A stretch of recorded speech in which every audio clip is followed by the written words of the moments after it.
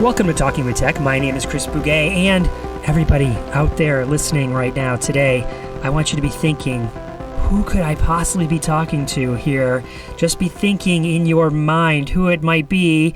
Are you right? Are you right? It's Rachel Madel. Did you get it right, everybody? Who got it right? 100% accuracy, I'm sure, Chris.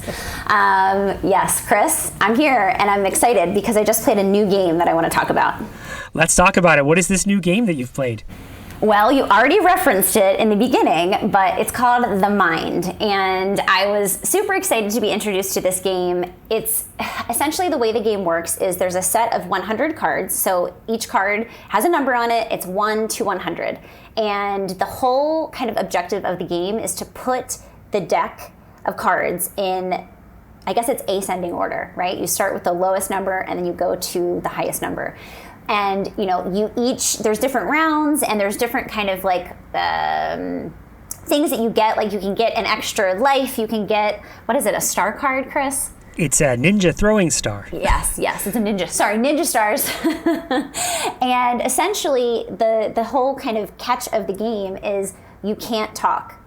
So you're working collaboratively with someone to essentially like get into their mind and figure out like, should I put my card down or should you put your card down? And so it was such a great experience, and it reminded me a lot of the work that we do as speech-language pathologists, or the work that we should be doing as speech-language pathologists, because essentially like you have to use other ways to communicate besides using verbal speech. And that's what our kids are experiencing all the time. Well, okay, so as a matter of fact, the reason I know about this game is because Sean Pearson bought the game for me. Sean is a big, if you listen to the podcast, has been on the podcast a couple times, is a speech-language pathologist up in Canada, and is big into games. So he's the one who introduced it to me, got it for the family, and then we've played it together. In fact, I just played it this weekend with my daughter. We went to a coffee shop and played The Mind a lot, and then later on in that afternoon, we played with her. She had her friend and my son, and we were all sitting around playing The Mind. And it is so true, right? Like you're doing a lot of nonverbal communication, and I even feel like that's a little bit of cheating. Like you're just supposed to be like kind of getting in sync together, and the more you play it, the better you get at it, right? Which is such an interesting concept that you're having this deck of cards in front of you that has numbers, and the other people have different numbers, and you're putting them in order together without actually communicating. Chris, do you feel like, so I just was introduced to the game, so I've only had a few experiences with it. I love the game. I think it's super fun. As someone who's, first of all, I was so excited I thought I could teach you about a game. I was like, Chris, have you heard about The Mind? And of course you were like, yes, I've heard about The Mind. I was like, man, I will find a game, Chris Bouguet, that you've never played. That is on my bucket list. But anyway, so my question is, as someone who's probably played the game a lot more than me, do you find that you are more in sync with the person or the team that you have? Like, is it person specific? Or is it just like the more you play, generally speaking, you get better, regardless of the partners that you're with? I think it has everything to do with the partner that you're with. So Maggie and I played a lot on this particular, last Saturday, and her and I got in sync together and got much farther along putting things in the right order. Then when we played and we brought in Tucker and her friend, we were back at square one, and you get used to the sort of the timing of another person and sort of know, like, okay, based on how she's sort of sitting right now, chances are she has a very high card, so I'm going to play mine before she plays hers, so we get them in the right order. But other times when she's maybe sitting a little bit forward and leaning in, I'm like, oh, I think she's going to play something quick here. She's probably got a lower card, and you start to, again, just get into a rhythm. And I'm not sure I'm describing that well, because I'm describing it like I'm consciously thinking of it, but I'm not really consciously picking up those cues. I'm just sort of, or thinking through them in the moment, I'm just sort of reading it, and she's just reading me. So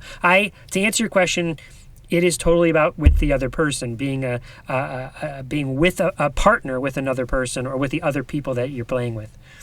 Yeah, and that was kind of my hunch, but I just wanted to confirm that because it feels like you start learning how to read someone and learning their nonverbal communication.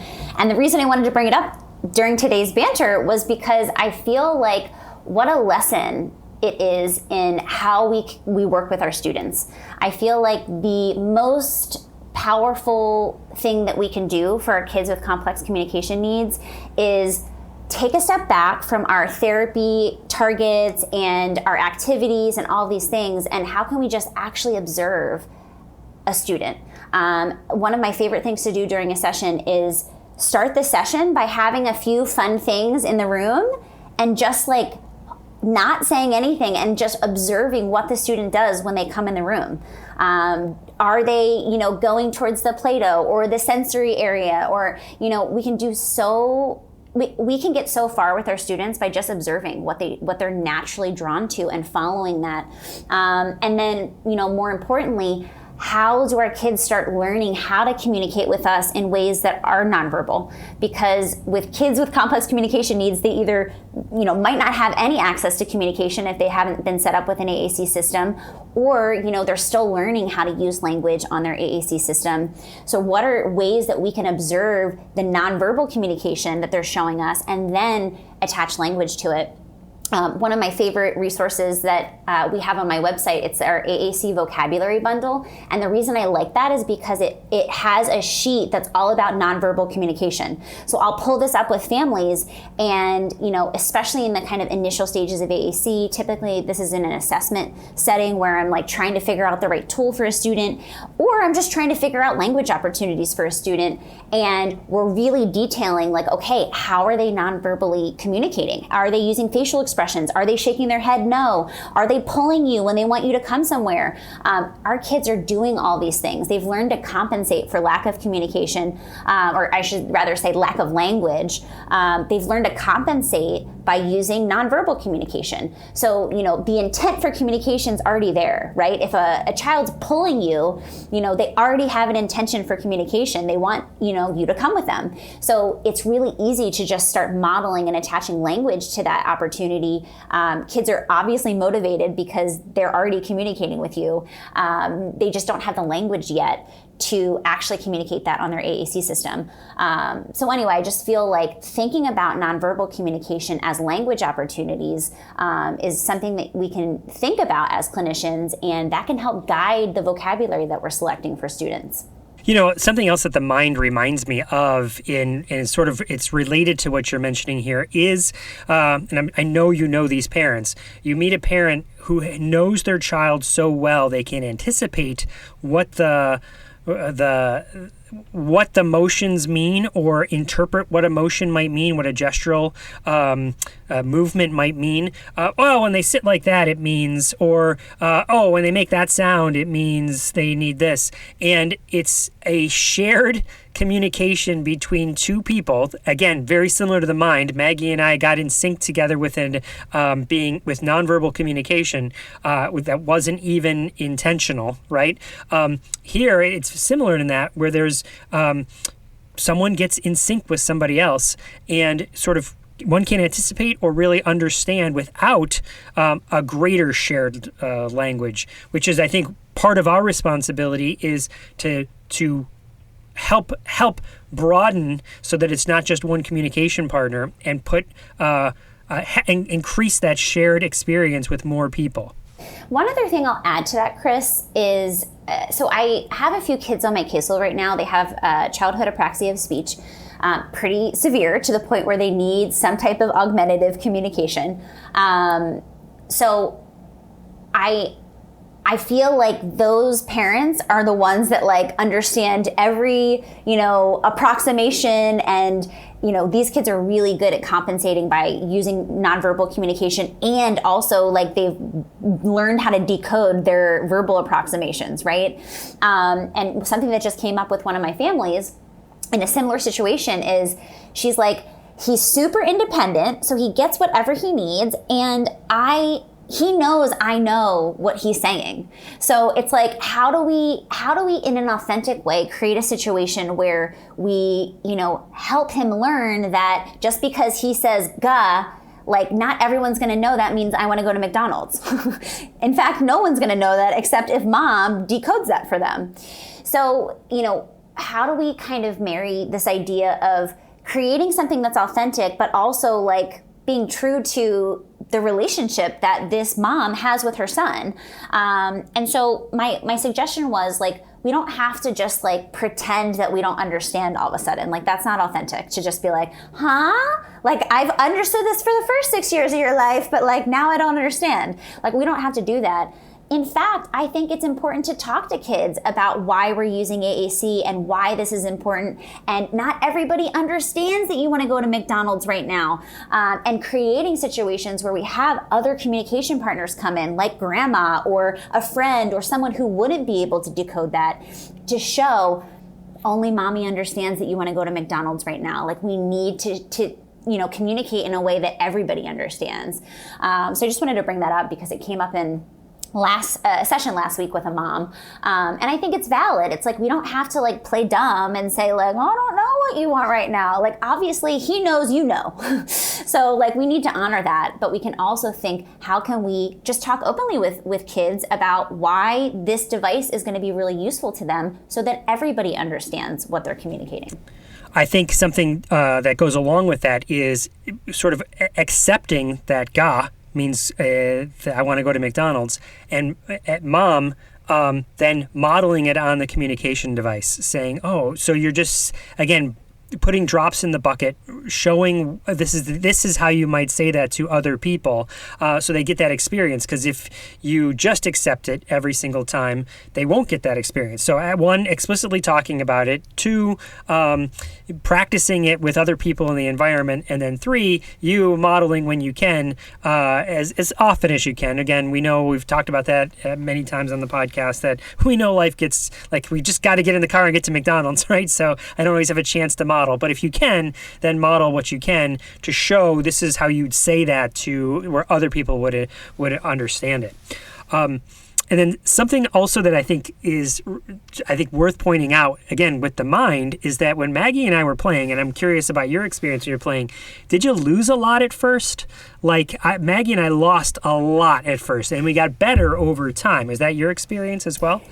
You know what, Chris? It actually wasn't my experience. So the person that I played with, I had a really instant connection with, and it was kind of shocking how well we did. And so that's why I'm like, what is everyone else's experience here? I wonder too if it's like, I feel like I've gotten really good at reading, body language and nonverbal communication in the work that I do. So I wondered if that like had something to do with it too. But yeah, I had like instant success. We actually almost got to like the last round. And in fact, the second time we played, we did get to the last round. So you've won. Yes. I've never won the mind. I've never gotten all the way. I've gotten far, but I've never gotten all the way there. So never won. You've never won? Oh my God, I feel so accomplished. Well, listen, the next time we get together, we'll have to play. It'll be a blast. Yes, I'm super excited. Okay, Chris, who's our interview with today? Hold on, can you read my mind? Do you know who it is, Rachel? Look, I'm rubbing my temples. Do you know who it might be? Can you guess? Are we in sync like this, Rachel, for years and years and years together now? Do you know who it might be? I bet you do. It is Andy Smidt. Yes, and Andy Smidt is our friend from Australia, one of our friends from Australia. We've worked with her before in doing some presentations, and she has developed, we talk about a lot of stuff in this interview, but one of the things we talk about is a framework that she's developed, and I think everyone's going to find it really interesting. So without further ado, here's my interview with Dr. Andy Smidt.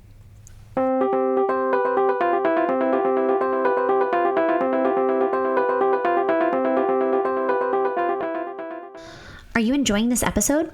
We would love for you to take a few minutes to hit the subscribe button so you always know when we release new content.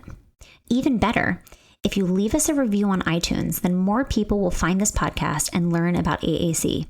We also love reading your reviews on air. Thank you so much for your support. We love this community. Now we can head back into the episode.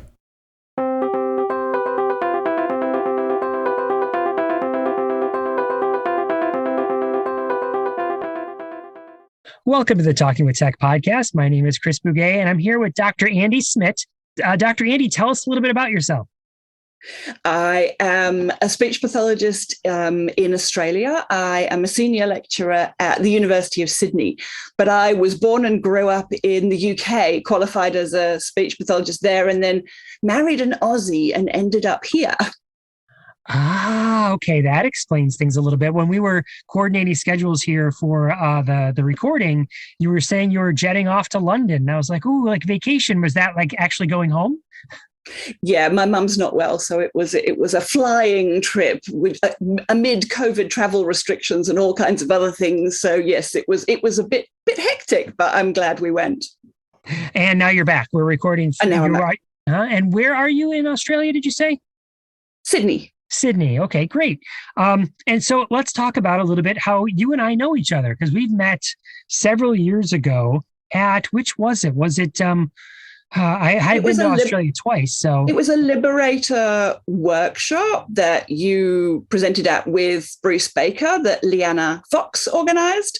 And they coordinated with me to use the University of Sydney lecture theatres free of charge. And so I was there as the coordinator of the room space, and we met. That's right. I remember that now. Okay, great. And then, but we've then have corresponded since then, doing some presentations with Rachel, right? And and then we were sharing emails back and forth, and you have a bunch of stuff that we need to talk about, that everyone needs to hear about. So let's talk about your work, like your day job. What do you do on your day job? Well, my day job, I am a lecturer at the University of Sydney, and I teach a range of courses to students studying a range of professions. So I teach speech pathology students about working with people with a lifelong disability, but I also teach a rehab counselling course that's an elective for lots of other courses. I also teach into an occupational therapy degree course. So I do quite a lot of varied teaching. The general theme is I talk about people with a disability and their communication needs pretty much all day, every day. Wow. Okay. So that sounds like a lot. And let's talk about that pre-service model. What does that look like? I mean, how do you design the experience for those pre-service teachers? So for speech pathologists who are going to qualify and work with people with a disability, there is I think the old-fashioned, where I went to uni and probably where you went to uni, where it was kind of read the textbook and somebody will stand in front of you and put up slides that probably fundamentally say what the textbook says. And you might go away having done an exam where you can talk about concepts. But when you actually get out there into the real world or on a clinical placement, you actually have no idea about what a person with a disability looks like or what your role is.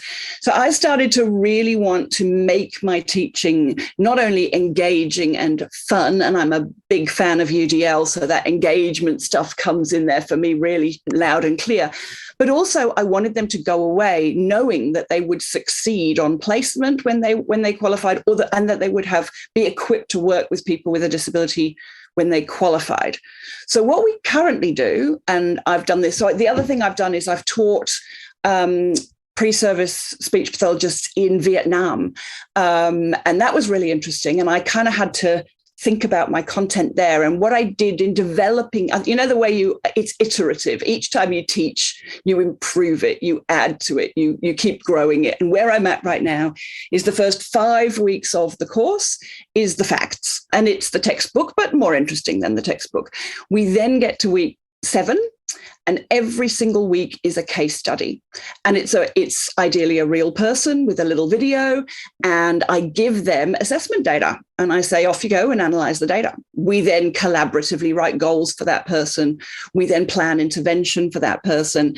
And by the end of the lecture, which is a 3-hour period of time, they have developed in their groups a PowerPoint presentation that summarizes this whole person. Next week, we move on to a new whole person. And the lovely thing about it is their final assignment is that they get given all of that information without any help, and they have to develop it into a presentation following the model that they've used from week 7 right the way through to week 13. So it's got lots of really nice features in there in terms of universal design, but it's also really practical. You stole the word. That was, could you see it on my forehead? That's like, it sounds so practical that you get to work through that sort of process and learn about these different people and then figure out what the intervention is going to look like. Does that sound fair? Yeah, absolutely. And the reason I emailed you and Rachel was because you'd done an awesome podcast about PECs, and it kind of gave the students everything I wanted them to know about PECs. And I wrote to you going, hooray, thank you for that. And I think one of the things I do is I curate those resources. So I look for YouTube videos or podcasts or other people's lectures that cover that content. So I've got several of yours. I've got an aided language stimulation little Powtoon of yours that I use as well. It's curating those little things so it's not all me talking, and letting them be self-directed learners so they motivate themselves, but also that they then have access to a whole range of useful resources for when they do qualify. Well, I think you're speaking there about universal design for learning and the multiple means of representation. And so now it's not just you talking about aided language stimulation, but here's a fun Powtoons video, but then also here's a podcast about it. And by the way, here's an actual practical experience where someone used aided language stimulation, and you can learn about it. And now you have multiple ways for whatever way resonates best for you. Does that sound fair? Is that what you're trying to do? Yeah, that's exactly right. And it's also multiple means of action and expression, because the thing that they finally submit is not an essay and it's not an exam. It's a live presentation that they give in front of their peers. So they're educating their peers as well. But it's a different way of representing that they've understood that knowledge. But let me ask you a little bit more about these case studies. So do the pre-service teachers that you're working with, the clinicians? Sorry, they're pre-service speechies, not teachers. Teachers, gotcha. Okay, speech. So speechies are speech language pathologists or pre-service. Gotcha. Okay. Yeah. So are they working independently or in small groups, or is it one large group that's trying to figure it out? So the week by week cases, they're in small groups, and they stay in those small groups till the final assignment, which they submit as a small group. But we're still fundamentally working together as a team. So I send them off into their small groups to discuss things, and then they might fill in a mentee survey, or I use a lot of Google Slides so that they go away and they fill in the information. And each slide has a title, about this person, assessment results, what are your goals? So it's very scaffolded. But they go off in their small groups and work. And then each week, one group has the responsibility to collate all the different versions that are out there and pull it together as one final version on behalf of the cohort. And I then give feedback. I record using a video a bit like this on Zoom, and I talk at it. I give them feedback on what they've created for their case. And then next week we move on to the next case and we do it again. And it's a different group's turn to collate the slides. Gotcha. Okay. And let me make sure I heard that correctly. So each individual group is still working on the same case study at the same time. It's not like there's this case study and then we rotate to the next case study and you go, so everyone's working. And would it be fair? I'm just guessing and speculating here that at the beginning of the case study, the groups are maybe more divergent and they come closer together about what the interventions might be, or am I really just like, I'm off my mark there? No, I do think there's an improvement over the period of weeks that they get the hang of it. But it's very scaffolded. And I think the first week, I'm probably doing most of the thinking, right? And they're taking what I'm giving them and off they go and kind of write it up. By the end, they're starting to be able to do it more. But they're very carefully planned case studies so that we have a child with Down syndrome who's just using some sign language. We have right through to an adult who's completely nonverbal and an unintentional communicator, but we really want them to focus on the kind of interaction stuff between the carers who work in a group home and this adult who doesn't have any communication. So each week, and then we've got somebody who's 14 with some social language problems. So I keep going through, and each week, what I'm trying to do is throw at them different assessment data so they're not seeing the same tools week after week, different interventions. So I go, oh, that one would be good. We could use PECs for that one. We could use aided language stim for that one. And so that they're seeing, and very often I feed them the interventions. I might say there are 3 interventions here that I would recommend. You guys go off and summarize each one of these, have a look at it, and then tell me what you think you would recommend for this person. So there's a lot of scaffolding on my part. Something else that I feel like I'm getting a feeling from you and some of our interactions is those use of tools for that multiple means of representation. So you mentioned Menti or Mentimeter, I guess is the website that creates Mentees, which are like polls, but it's more sophisticated than just polls. Like that's just, but to wrap it up for someone who doesn't know, that's, and then I know you have created some sways too. Microsoft Sway is like how would you describe it? Like a slide deck of some sort, but not exactly, right? It's halfway between a website and a PowerPoint is how I would describe it. So you've got this, you can have the interactive things, but it's not as sophisticated as a website. You can't click on things and it goes to other places on the page. But yeah, I'm known for my use of tech in my world. And I use Mentimeter, I use Padlet quite a lot. I use the whole Google suite of both Google Docs and Slides. So one of the things my groups do is they all work on a shared Google slide so that they're adding to it. And that means that when they're off in their little groups, I don't have to crash in on that conversation, particularly if we're online. I can see what they're doing by looking at the Google Slides and see that information coming in. And that allows me to observe without intruding on their conversations and their learning. So yes, I use a lot of tech. But can I show you something? And we can, by all means, capture this and chuck it into the podcast if appropriate. So I have two things that I call decision trees. Okay, and I think this is because I'm a visual learner or a visual thinker. But so the first one, this is my assessment decision tree. And what it does basically starts off with, why are you assessing this person at all, but at the top. And then down the side here, I've got the sort of what is the process that you do. And first step one might be you interview the person, you take a case history, you get them to fill in a form, and then you're going to do a profile, okay? Or also known as informant report. So an informant report tool is your profile. And then down here, you might be doing some structured observation. You might do some testing. So you might look at, if you're talking about AAC devices, you might look at symbol size or layout or those sorts of things. And then, of course, you have to pull it all together at the end. So that's what's down this side. What's across here is your communicative level. So an unintentional communicator, intentional but not yet symbolic, or verbal or symbolic. And what I have done, and this is primarily for the students because there are so many tools. So the informant report tools down here, I've just listed the ones you might use with somebody who's unintentional and the ones you might use with somebody who's intentional and the ones you might use for somebody who's symbolic. And then, so what they do is they start to become familiar with each of these. And my goal is that sometimes I'm going to give them a communication matrix filled in that they have to look at the data. Sometimes I might give them a triple C, or I might give them the AAC profile if it's somebody. So I'm creating these cases with data, and that they then get given that information. So this is my assessment decision tree, which leads. Sorry, can I stop you right there and just ask a clarifying question? So when you were talking about scaffolding this for the students, the way I'm envisioning this is at the beginning, like you said, you'll say, okay, for this particular student, you might be considering the communication matrix or the pragmatics profile because they're an unintentional communicator.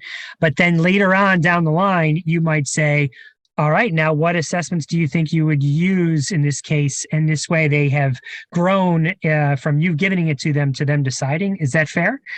A little bit. So what happens, it depends on the group and how fast they move and learn. And also because we've been teaching entirely online for the past 2 years. So doing it on Zoom has made it difficult. My original plan was that I would say to the students the night before, they had to request, you've got a case study bit of information, request the assessment data you'd like. I would then provide them with the assessment data I have because I don't have everything for everyone. But I was getting them involved in that thinking. But primarily my goal here is that I want to give them a range of these things across the range. So they're going to have some unintentional communicators, and I might be giving them the the pre-verbal communication schedule, or they might be symbolic and I might be giving them the social networks. So I've decided what they get, but this thing is what I teach in those first 5 weeks. That's the kind of the theory. This is the part where they learn the theory about how do we assess somebody. And I've been doing workshops around Australia about this stuff. I've got a 1-day workshop that is how do we assess people with a disability. And I've also got the 1-day workshop, which is about how do we set goals and intervene, which I will show you in a moment. The other thing I should say, of course, is that you won't know is Mosaic is my assessment tool that I used in my PhD, and it's been around a little while now, and certainly lots of people in Australia use it, and I get asked to come and do quite a lot of training about it. I'm not sure that your US audience will know anything about it. It stands for a model of observational screening for the analysis of interaction and communication. And so what we're looking at is we're observing, but we're not doing a very detailed 4 hours. It's going to take me 25 hours to code the video. It's snippets of video. It might be 2 minutes here and 2 minutes here, because the idea is we're screening. It's not this in-depth thing. And that what we're then doing is analyzing the interaction between the two partners. And we're actually looking at what is the communication partner doing, right, as a way of determining the receptive language of the person with a disability. So if the communication partner is using lots of gesture or pictures or talking and signing at the same time, we're going to code that. And then we're going to code the response of the person. We're going to be able to look at different communication partners in different environments, locations. What are the differences? What is working? What isn't? So as far as I know, it's the only tool that codes into communication partners' communicative behaviors. Dr. Smidt, that is amazing. I want to see it because it totally makes sense, right? I mean, we're looking at what the communication partner is doing and we're matching it with what the individual they're with is doing. And we're seeing, and you're like you said, you're codifying it. So you're seeing like, well, this person is always using this, I don't know, technique. Their technique is they're using gestures, or like you said, they're using sign, or they're using aided language stimulation. And the response we see from this snapshot is an increase or a flat line or a decrease. Oh my gosh, that is great. And we do something similar, but not at this stage. We're doing it often when we talk about coaching. When we talk about coaching, we're looking at the communication partner and we're getting video models of them, but we're not actually necessarily tying it to the responses of the outcomes of the student at that point. So, or the person they're working with. So I love that idea. I'll send you the link to the website. There's a website and there's a book, and you can, have a look. And if you want to do another whole podcast about Mosaic at some point, we can. But so let me show you the second one, because so this is the second one that I use. Okay. Is the second decision tree. Okay, and this is in my paper, which I sent to you, but you can link it for people. It's in this 2019 paper.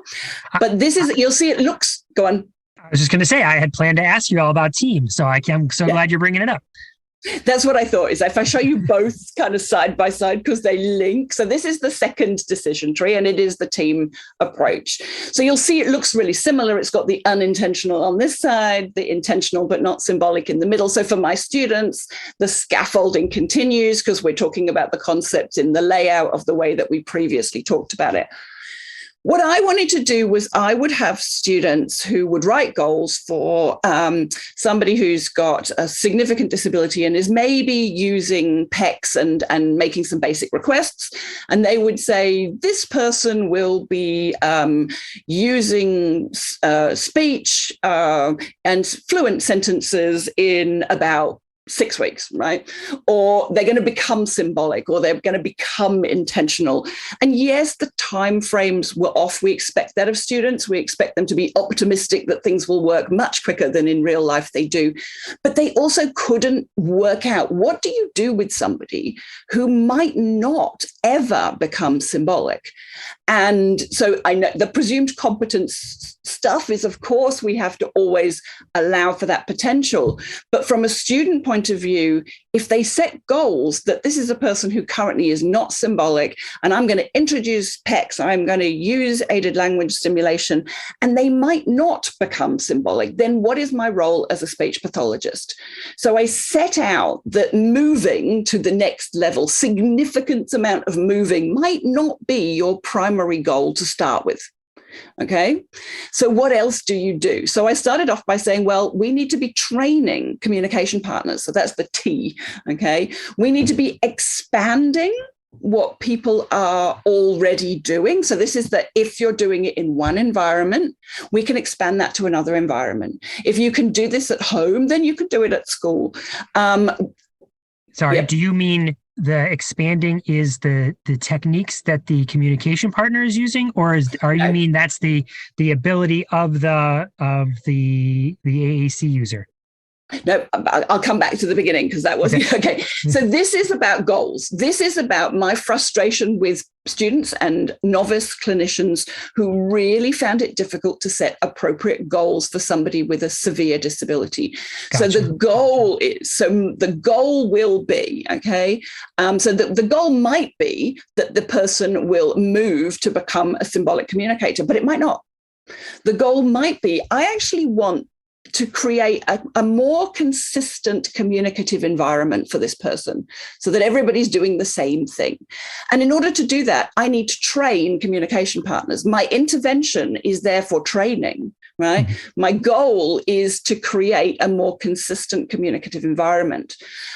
So then I'm going, okay, so what might you use for that? We've got keyword sign, we've got intensive interaction, we've got use of object symbols. So we might be training communication partners. We might be talking about functional communication training, aided language stimulation. So your role as the speech pathologist is you're going to train communication partners so that they know what it is that you're trying to do and why you're trying to do it. So that's so in terms of expand, I might say, well, this person is already using object symbols at school to anticipate what's going to happen next. We're going to go outside and play, or we're going to have a meal. There might be an object symbol that's used. So this is for somebody who's an unintentional communicator. We might be giving them the hat that they're going to wear outdoors to play, to hold for a few minutes before they go outside. I'm allowing them to anticipate things that are coming up in their routine. But what I now want to do is I want to say, okay, that's really good. What I want to do now is I want to expand that. It might be expanded so that we use more object symbols. My goal might be that they can anticipate a larger range of events in their life. Or it might be, I want to make sure that this is working at school. Let's see if we could do it at home as well. So I'm not changing. I'm not adding anything new. I'm not creating a new intervention. I'm not doing anything I haven't already done. I'm just enabling it to happen in multiple environments. Mm-hmm. Can I ask there, does that also mean with the expand, could it be to additional people?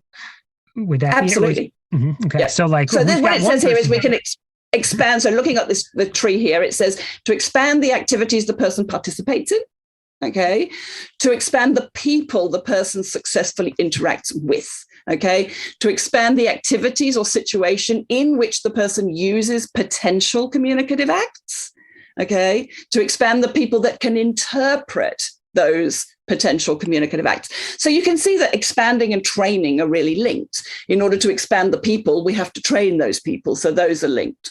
Mm-hmm. We then get to augment. Augment in its broader sense, not thinking AAC particularly at this point, is adding something new. Okay. So when we augment, we're adding something new. So this one here says to allow the person to make choices within their daily routine, assuming that they've not done that before. So we're going to add in something new. We might add in some new object symbols or calendar strategies or community request cards to allow them to anticipate activities within their daily routine. So the red parts are the goals, but they're goal domains. They're not. When I submitted this article to peer review, they came back and went, but it's not a goal because it's not smart. And I'm going, no, it's not a goal. It's a goal domain. It's an area in which the specific, measurable, achievable goal sits. But we're actually thinking about what is our broad goal here. And so what I've got here is I've got, 15 little red boxes. And my goal is that at the end of my course, the students will be able to plan one of these goal domains. And I figure it's not exhaustive. It's not everything you could ever want to do with somebody. But if I get my students to be able to confidently go, okay, I know what my goal is. My goal is to expand the activities in which the person is using potential communicative acts. That's a really good goal. And then we can talk about, well, how are you going to do that? We're going to train. We might need to train communication partners to recognize those potentially communicative behaviors. We might need a communication dictionary that translates those behaviors so that all communication partners can become familiar with the specifics that person needs. So these are my 2 decision trees. This is kind of how I teach, is that they're going to be able to, if they can do all of this by the end of my course, I'm fairly confident that they will go off into practice and have beginning skills that will allow them to get going. Can I tell you let me reflect on this for a second, because something that I really like about the way you've organized this and structured it is that oftentimes I think, I'm not even going to say new clinicians, but anyone will often come up with interventions that are be all over the place, meaning we need to do training, but we also need to expand. But actually, we need to augment it. Well, we augmented here, but we didn't expand there, and we didn't actually do the training in the first place. We just assumed they knew it. We didn't train it. And it's this shotgun approach as opposed to this structured approach that you've sort of outlined. And that's what I love. And you've made it visual so people can kind of see the flow of like the decision making there. So I used to teach it as PowerPoint slides, slide 1, slide 2, slide 3. And I couldn't keep track of it. Never mind, they could keep track of it. So I brought it into this one diagram. The other thing, what you just said really resonated with me is I'm not students but experienced clinicians who are stuck. They don't necessarily know what it is that they want to do with somebody. They will go to the shelf and they will pull off a tool and they'll go, I can do PECs, right? I can do pod. I can do I can use a GoTalk, right? Because that's what I've got on the shelf. And we start with an intervention. And in my head, I'm going, would that be suitable for that kind of communicator? But that's quite sophisticated. And if the only things I've got on my shelf are those 4 things, then I'm going to use it without necessarily, it's kind of feature matching for intervention planning in a funny kind of way. Let me ask you this, when it comes to the team approach here and sort of following that, something that was striking me was the timeline, meaning I could see for some people, you could move relatively quickly, but for others, and this would probably the greater challenge in my mind would be that it would be slow going. And and that having that patience to not jump around and to take it slow is probably a skill we need to work on as well. What are your thoughts on the timeline of moving through team? I guess I talk to people about where the person is in their journey, and we know a lot about early intervention. We know that getting in there early, if you've got an 18-month-old newly diagnosed who's had no intervention whatsoever, you're going to go in there. It's going to be pretty intensive. You're going to do quite a lot of sessions, and you're going to expect that they're going to move relatively quickly. Okay. If you've got somebody who's in their 40s, who's had a reasonable amount of therapy over the years, who is still not yet using symbols communicatively, we're not going to expect that we're going to go in there and really fast, things are going to change. So I talk with the students about the need to look at the full person. So thinking in terms of the environment. So I very much link back to the ICF, to the participation model, thinking about who's around, what are their skills, what therapy has this person had before? Are they in an environment that is conducive to AAC and disability. We had a case study recently that we used in an exam with students. And when I had to stop and answer, well, what would you do, Andy, with this case? It was, I would actually work really hard on getting this child into a school that is going to support their needs. Because right now, mum is a single mum, works lots of hours. Grandma doesn't speak English and she's caring for the child. Nobody can do AAC. Nobody can manage his challenging behaviors. The schoolies are tearing their hair out and don't know what to do. Let's forget about everything else right now and prioritize supporting this family to find an appropriate educational placement. And from there, we can pick up the goals. And that kind of encouraging students to look at everything around and go, this family right now is not the place we need to start therapy. We need to find where it's going to be most effective. So it's all that. So it's how fast are we going to go? What are the outside parameters? What therapy have they had before? What environment do they live and work and learn in? And then you start to talk about, well, how fast do we think this person's really going to go? Mm-hmm, mm-hmm. And I see it also as when there's a hiccup along the way. Where do you go back to? Well, let's go back to our team. When I mean team, the framework that you've developed, team framework, a team, right? And let's look at, okay, where are we again and reassess? Because I could see, like, you do it once. I can imagine that's a trap people fall into. I did it once, and I picked the goal, and I picked where we're going to work, and then when there's a hiccup, it goes off the rails and we want to keep coming back to it. Is that fair? Yeah, absolutely. Absolutely. I also do clinical supervision for qualified therapists. And this is absolutely, sometimes we've hit a roadblock. We don't know what we're going. Okay, let's go back. Let's regroup. Let's rethink, right? Are there other people we should be training? Or have we now moved along somewhere and we need different training? But the reason it's not working is because the communication partners in the environment aren't doing it. So it's not consistent. Therefore, we have to go back and go, let's go back to training, or let's sit where we are right now and just expand. Let's just expand people. Let's expand vocabulary. Let's not try anything new. Let's just grow this one bigger for the moment. And children, adults with a disability need a break from therapy. Okay. And I don't mean they need, that it's torture or anything else, but actually they need time to consolidate. And just saying, we're going to sit here for a little while. Let's just give it 3 or 4 months and not add in anything new. Let's just let it all settle. I think is really important that we're comfortable with doing that. I think there is pressure on clinicians, particularly if that means they're going to keep coming back to therapy and we're going to be able to charge them and we're going to be able to fill in the IEP at the end of the year about what we've achieved. The pressure is on us. And sometimes we have to stop and say, that's my problem to deal with, right? But actually what the person needs is a little break right now. Yeah. Oh, so you are totally speaking my language. I remember many moons ago when I was doing private speech and language therapy. So I'd work in the school during the day and afterwards I had that exact feeling like, well, I'm charging people for this time.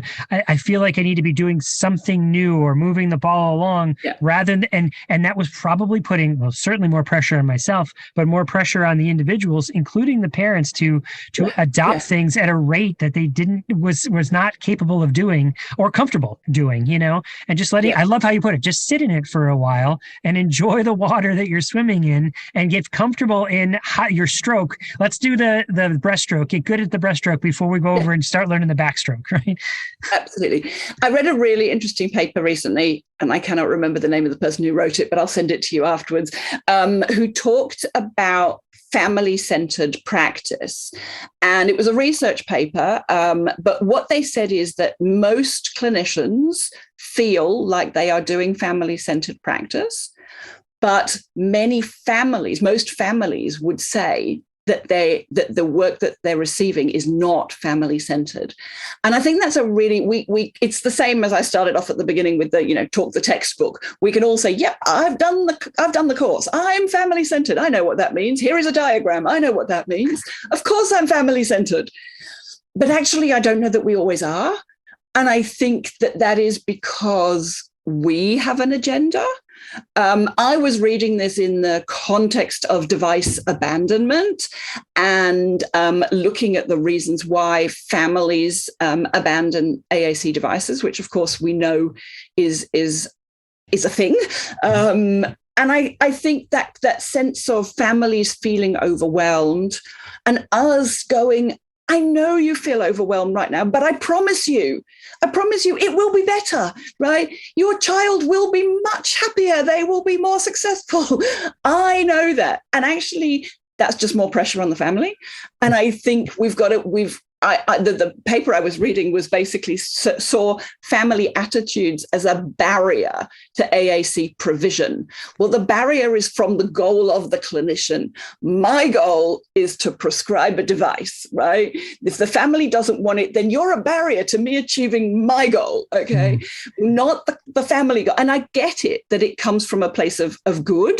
It comes from what we do know about how AAC can improve lives. But I think we have to be really mindful of the fact that family-centered practice means going at the speed of the family if that's where they're at right now. And once they get over the hump and it becomes easier, of course things will speed up. But so that's where I'm sitting at in that reading I've been doing recently about device abandonment. Well, so that screams a couple of things to me. One is adopting an attitude of patience as the clinician, because you want to push harder, but pushing harder just might be pushing people away. And then the second thought that I had there when we were talking about that was so much of, and I'm curious of your thoughts on this, it's so much of pre-service experience is about learning language, learning these tests, learning about how to assessments, learning the process of picking a tool and then implementing it well, and knowing how I could implement it well as a clinician, right? But I wonder how much pre-service time is really spent on understanding the family's perspective, right? And if that's a conversation we're having worldwide, I feel like that's probably like and don't forget, consider the family's perspective, put that, it's one test question on a multiple choice test someplace. And you're like, what are your thoughts? And look, well, there are several things. The first is we routinely I personally run seminars where AAC users, parents of children with a severe disability, come along and talk to students. And so that gives them that, we have people who come in, the students can ask questions live. It's not a lecture that is delivered, it's an open session. And, typing out your message on a device can be really slow. And I want my students to see how slow that is. So it's not just a click a button and it reads out the message that the AAC user has perhaps typed in previously. It's typing out answers. So that's the first thing that we do.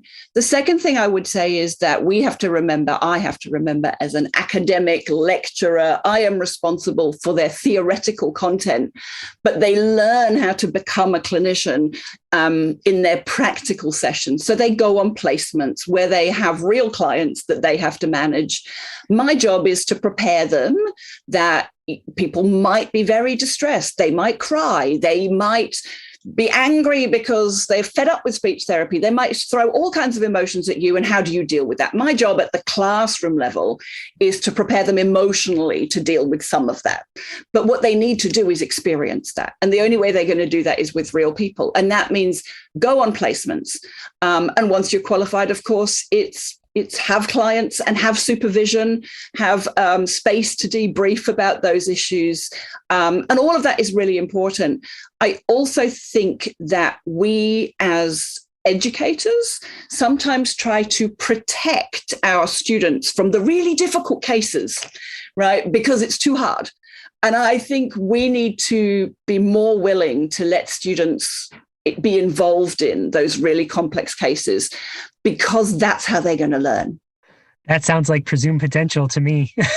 right? Yeah. Like let's not presume in the students. Yeah, exactly. Yeah. Let's presume they'll be able to figure it out, and that I'll have the skills to be able to guide them to figure it out, and they'll learn that skills. And that really resonates with me. I've told a story on the podcast before, but when I was a student and I went to my very first practicum in speech language pathology, the way it typically works is, you start out in a practicum where you observe for a week or two, and then you get one of the clients and they'll observe you and give you, that wasn't my experience. It was always like, day one, you have my entire caseload, go figure it out. And I was like, what? But by the end, I felt like I could roll into a job, because it was that thrown into the deep end, and I learned to swim, so I kind of like that approach. Let's just assume to have those. Let's not try and protect them, I can tell you, so you probably know this, but I'll tell you and your listeners.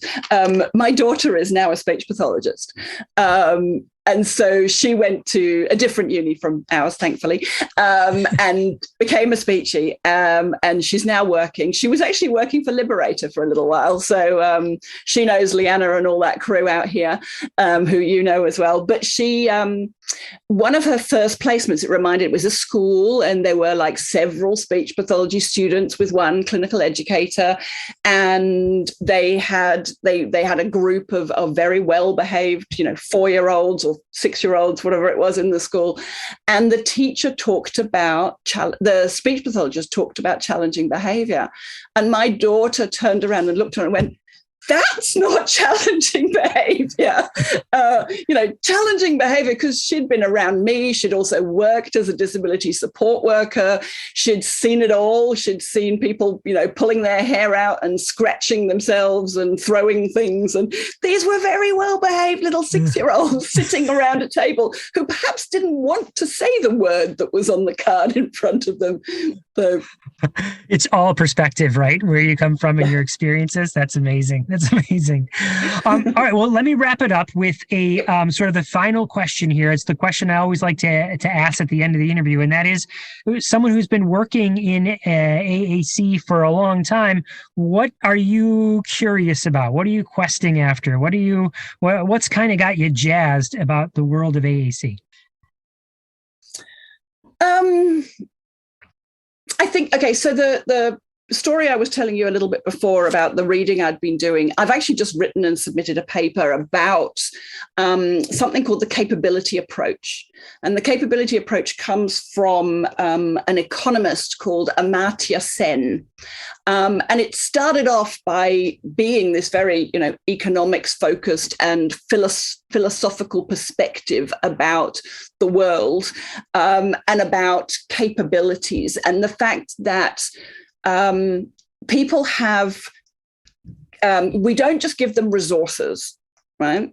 So the resource in this case could be an AAC device, okay? In terms of resources, we look at things like the school that they're in, the support that they've got, the funding they've got a device. What they have is they have multiple capabilities. So the Amartya Sen was arguing that you could give people money, people who were homeless, you could give them money to buy food, but they could still choose to use that money to buy drugs or alcohol, okay? Ultimately, the way we change the world is we have to look at the choices people make and the set of capabilities that they have. So in terms of AAC, the set of capabilities that they have is they could choose to continue to use their nonverbal communicative behaviors. They could choose to use a low-tech device system. They could use to use signs, even if their signs are not very intelligible. They could choose to use their AAC device. And therefore, we have to view that as a set of possible capabilities, and we have to factor in their choice. And so for me, this is the stuff I've been embedded in for the last year, writing this paper and reading about it. And I think for me, this is really exciting. It's building in, it looks at abandonment in a different way. It doesn't say they abandoned the device. It says they're making a choice right now about which AAC system, which mode of communication they want to use at any point in time, according to how they're feeling. Are they tired? Are they hungry? Who they're with? Can I get this message across as effectively? Parents who abandon the devices, maybe it's because they can understand their children without the device, right? That's not necessarily abandonment. that's a choice. So that's, for me, that's where I'm sitting right now. And that's the thing I'm kind of most excited about is bringing this information to the AAC community.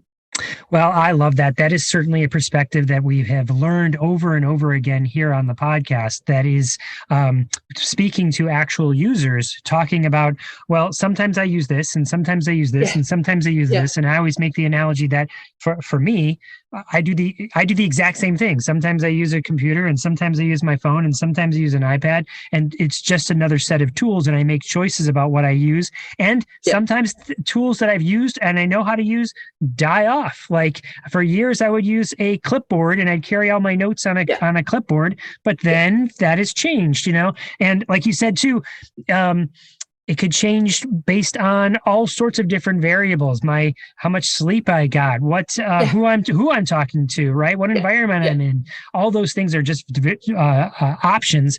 So maybe would you say, and would this person sort of suggest that our job as the clinician is to provide the options and help people guide them to give them frameworks to think about what would be the optimal choice in certain cases? Yeah, I like your example of likening it to what you use. I talk about shoes, right? If I'm going on holiday and I need to pack into my suitcase, can I get away with just one pair of shoes? Probably not, because it depends on the weather and it depends on what I'm going to be doing. Am I going to be doing lots of walking? So yeah, we all make those choices. I'm not abandoning my favorite high-heeled shoes. I'm just not taking them on holiday right now because I can't see I'm going to be in a situation where I'm going to be able to wear them. So for me, that's Oh, I really like the way we're recontextualizing that word abandonment and just talking about options that people have. What a great way to wrap it up. Do you have any final thoughts? I don't, but it was great to talk to you. It was really fun. Well, thank you for coming on the podcast. Thank you for sharing this. Real quick, tell us where people can find some of the frameworks that you were sharing, the team framework and the other diagram about the assessments. Where can people find that information? So the team framework is published, but it's in an Australian publication that I don't think is widely accessible, but it is up on my ResearchGate page. So if you go on there, you'll find that on there. I would also look at the Mosaic website. So that is www.mosaiccommunication.com.au. But I can send you those links and then you can maybe put them on the bottom of your. We absolutely will. Will. Awesome. Thank you so much, Dr. Smidt. We appreciate it. Thank you. Bye.